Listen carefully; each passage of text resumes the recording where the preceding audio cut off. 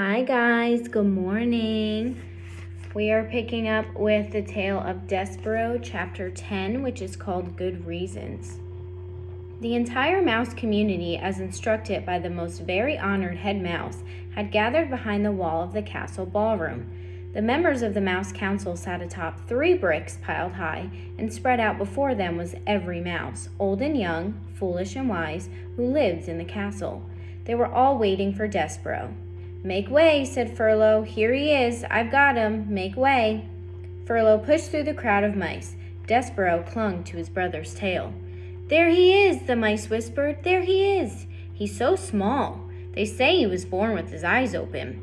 Some of the mice pulled away from Despereaux in disgust, and others, thrill-seekers, reached out to touch him with a whisker or a paw.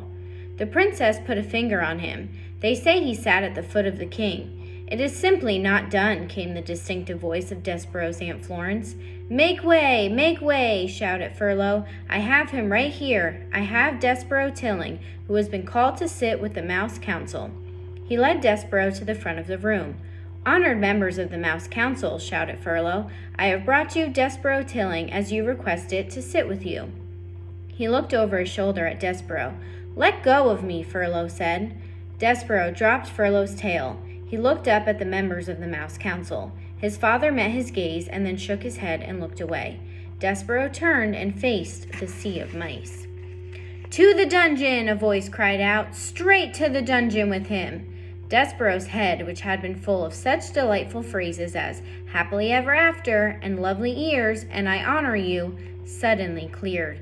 "Straight to the dungeon!" another voice shouted. "Enough," said the most very honored head mouse. "This trial will be conducted in an orderly fashion. We will act civilized." He cleared his throat. He said to Despereaux, "Son, turn and look at me." Despereaux turned. He looked up and into the head mouse's eyes. They were dark eyes, deep and sad and frightened. And looking into them, Despereaux's heart thudded once, twice. "Despereaux Tilling," said the head mouse. "Yes, sir," said Despereaux. "We, the 14 members of the Mouse Council, have discussed your behavior. First, we will give you a chance to defend yourself against these rumors of your egregious acts. Did you or did you not sit at the foot of the human king?" "I did," said Despereaux, "but I was listening to the music, sir. I was there to hear the song that the king was singing." "To hear the what?" "The song, sir. He was singing a song about the deep purple falling over sleepy garden walls." The head mouse shook his head. "Whatever you are talking about is beside the point. The question is this, and only this. Did you sit at the foot of the human king?" "I did, sir." The community of mice shifted their tails and paws and whiskers. They waited. "And did you allow the girl human, the princess, to touch you? Her name is P. Never mind her name. Did you allow her to touch you?" "Yes, sir," said Despereaux. "I let her touch me. It felt good." A gasp arose from the assembled mice. Despereaux heard his mother's voice. "Mon Dieu! It is not the end of the world. It was a touch. What of it?" "It is simply not done," came Aunt Florence's voice from the crowd. "To the dungeon!" said a mouse in the front row. "Silence!" roared the most very honored head mouse. "Silence!" He looked down at Despereaux. "Do you, Despereaux Tilling, understand the sacred, never-to-be-broken rules of conduct for being a mouse?" "Yes, sir," said Despereaux. "I guess so, but—" "Did you break them?" "Yes, sir," said Despereaux. He raised his voice. "But I broke the rules for good reasons, because of music and because of love." "Love?" said the head mouse. "Oh, cripes," said Furlough. "Here we go." "I love her, sir," said Despereaux. "We are not here to talk about love. This trial is not about love. This trial is about you being a mouse," shouted the most very honored head mouse from high atop the bricks, "and not acting like one." "Yes, sir," said Despereaux. "I know." "No, I don't think that you do know, and because you do not deny the charges, you must be punished. You are to be sent, as ancient castle mouse law decrees, to the dungeon. You are being sent to the rats." "That's right," shouted a mouse in the crowd. "That's the ticket. The dungeon. The rats." Despereaux's small heart sank all the way to the tip of his tail. There would be no light in the dungeon, no stained glass windows, No library and no books. There would be no Princess P. But first, said the most very honored head mouse, we will give you the chance to renounce your actions. We will allow you to go to the dungeon with a pure heart. Renounce? Repent. Say that you are sorry that you sat at the foot of the human king. Say that you are sorry you allowed the human princess to touch you. Say that you regret these actions. Despereaux felt hot, and then cold, and then hot again. Renounce her? Renounce the princess? Mon Dieu, shouted his mother. Son, do not act the fool. Renounce, repent. What say you, Despereaux Tilling? I say, no, whispered Despereaux. What? Said the head mouse. No, said Despereaux, and this time he did not whisper the word. I am not sorry. I will not renounce my actions. I love her. I love the princess. There was a bellow of collective outrage. The whole of the mouse community surged toward Despereaux. The mice seemed to become one angry body with hundreds of tails and thousands of whiskers and one huge, hungry mouth opening and closing and opening and closing, saying over and over and over again, "To the dungeon! To the dungeon! To the dungeon!" The words pounded through Despereaux's body with each beat of his heart. Very well, said the most very honored head mouse. You will die then with a black heart. Threadmaster, he called, bring out the thread. Despereaux marveled at his own bravery. He admired his own defiance. And then, reader, he fainted. Chapter 11. The Threadmaster Cometh. When Despereaux came to, he heard the drum. His father was beating a rhythm that had much more boom and much less tat. Together, Lester and the drum produced an ominous sound that went something like this. Boom, boom, boom, tat, boom, boom, boom, tat. Make way for the thread, cried a mouse who was pushing a wooden spool of red thread through the crowd. Make way for the thread. Boom, boom, boom, tat, went the drum. To the dungeon, shouted the mice. Despereaux lay on his back, blinking his eyes. How he wondered had things gone so terribly wrong. Wasn't it a good thing to love? In the story in the book, love was a very good thing. Because the knight loved the fair maiden, he was able to rescue her. They lived happily ever after, it said so. In the book, they were the last words on the page. Happily ever after. Despereaux was certain that he had read exactly those words time and time again. Lying on the floor with the drum beating and the mice shouting and the threadmaster calling out, Make way! Make way! Despereaux had a sudden, chilling thought. Had some other mouse eaten the words that spoke the truth? Did the knight and the fair maiden really not live happily ever after?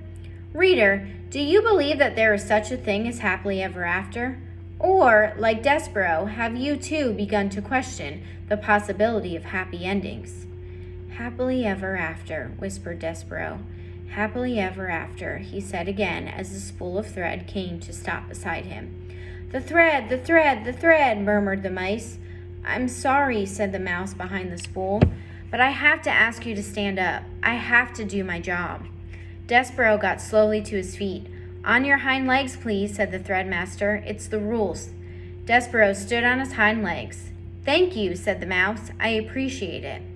While Despereaux watched, the threadmaster unwound a length of red thread from the spool and tied a loop. Just enough for the neck, muttered the mouse. No more, no less. That's what the last threadmaster taught me. Enough thread for the neck. He looked up at Despereaux and then back down at the loop of thread. And you, my friend, have a small neck. The threadmaster raised his arms and put them around Despereaux's neck. He leaned in close, and Despereaux smelled celery. He could feel the threadmaster's breath in his ear as he worked at tightening the thread. Is she beautiful? The threadmaster whispered.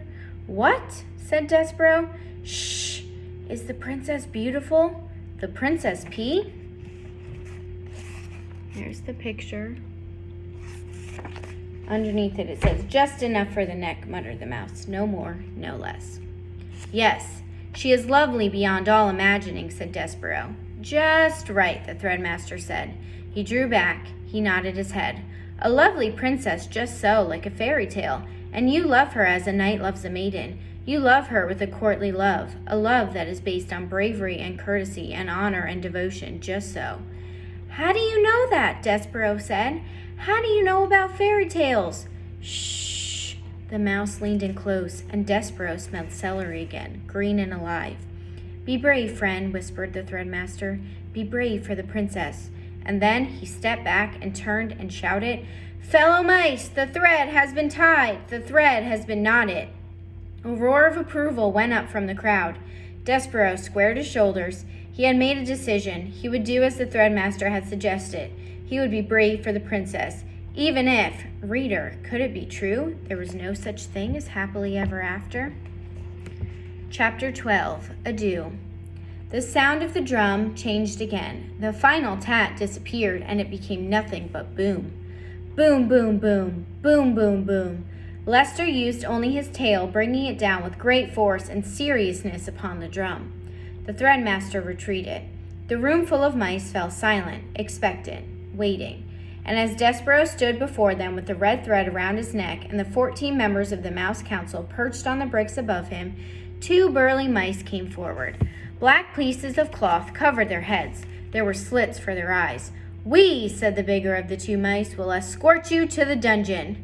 "Despereaux!" Antoinette called out. "Ah, my Despereaux!" Despereaux looked out into the crowd of mice and saw his mother. She was easy to spot. In honor of her youngest mouse being sent to the dungeon, she had put on a tremendous amount of makeup. Each of the hooded mice put a paw on Despereaux' shoulder. "It's time," said the one on the left, the first hood. Antoinette pushed her way through the crowd. "He is my son," she said. "I want to have a last word with my son." Despereaux looked at his mother. He concentrated on standing before her without trembling. He concentrated on not being a disappointment. "Please," said Antoinette, "what will happen to him? What will happen to my baby?" "Ma'am," said the first hood. His voice was deep and slow. "You don't want to know." "I want to know. I want to know. He is my child, the child of my heart, the last of my mice babies." The hooded mice said nothing. "Tell me," said Antoinette. "The rats," said the first. "The rats," said the second. "Yes, yes. Oi, the rats. What of them?" "The rats will eat him," said the second hood. "Ah," said Antoinette. "Mon Dieu!" At the thought of being eaten by rats, Despereaux forgot about being brave. He forgot about not being a disappointment. He felt himself heading into another faint, but his mother, who had an excellent sense of dramatic timing, beat him to it. She executed a beautiful swallow swoon, landing right at Despereaux's feet. "Now you've done it," said the first hood. "It doesn't matter," said the second. "Step over her. We have a job to do. Nobody's mother is going to stop us. To the dungeon." "To the dungeon," repeated the first hood, but his voice, so deep and certain a moment ago, now shook a tiny bit. He put a paw on Despereaux and tugged him forward, and the 2 hoods and Despereaux stepped over Antoinette. The crowd parted. The mice began again to chant, "To the dungeon! To the dungeon! To the dungeon!" The drum beat continued. Boom, boom, boom. Boom, boom, boom. And Despereaux was led away. At the last moment, Antoinette came out of her faint and shouted one word to her child. That word, reader, was adieu. Do you know what the definition of adieu? Don't bother with your dictionary. I will tell you. Adieu is a French word for farewell. Farewell is not the word that you would like to hear from your mother as you are being led to the dungeon by 2 oversized mice in black hoods. Words that you would like to hear are, "Take me instead. I will go to the dungeon in my son's place." There is a great deal of comfort in those words. But reader, there is no comfort in the word farewell, even if you say it in French. Farewell is a word that in any language is full of sorrow. It is a word that promises absolutely nothing. We will stop there today. We will pick up with chapter 13 tomorrow. I hope everybody has a great day. Bye.